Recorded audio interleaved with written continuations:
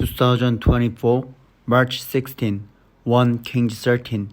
A man of God confronts Jeroboam, and behold, a man of God came out of Judah by the word of the Lord to Bethel.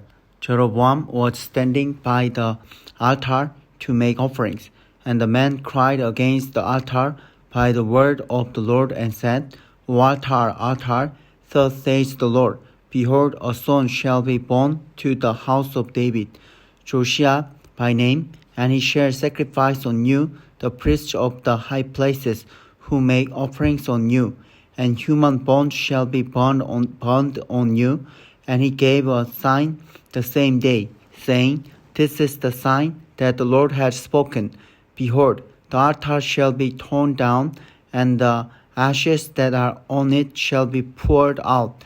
And when the king heard the saying of the man of God, which he cried against the altar at Bethel, Jeroboam stretched out his hand from the altar, says him, and his hand, which he stretched out against him, dried up, so that he could not draw it back to himself.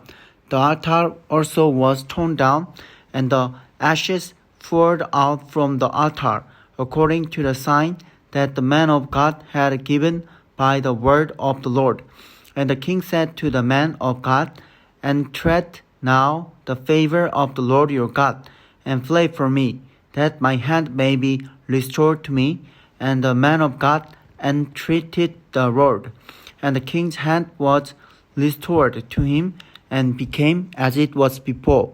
And the king said to the man of God, Come home with me, and refresh yourself, and I will give you a reward. And the man of God said to the king, If you give me half your house, I will not go in with you, and I will not eat bread or drink water in this place. For so was it commanded me by the word of the Lord, saying, You shall neither eat bread nor drink water, nor return by the way that you came. So he went another way, and did not return by the way that he came to Bethel. The prophet's disobedience. Now an old prophet lived in Bethel, and his sons came and told him all that the man of God had done that day in Bethel. They also told to their father the words that he had spoken to the king. And their father said to them, Which way did he go? And his son showed him the way that the man of God who came from Judah had gone. And he said to his sons, Saddle the donkey for me. So they saddled the donkey for him, and he mounted it. And he went after the man of God, and found him sitting under an oak. And he said to him, Are you the man of God who came from Judah? And he said, I am.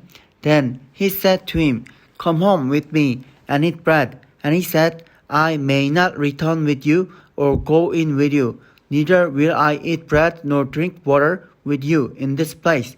For it was said to me by the word of the Lord, You shall neither eat bread nor drink water there, nor return by the way that you came.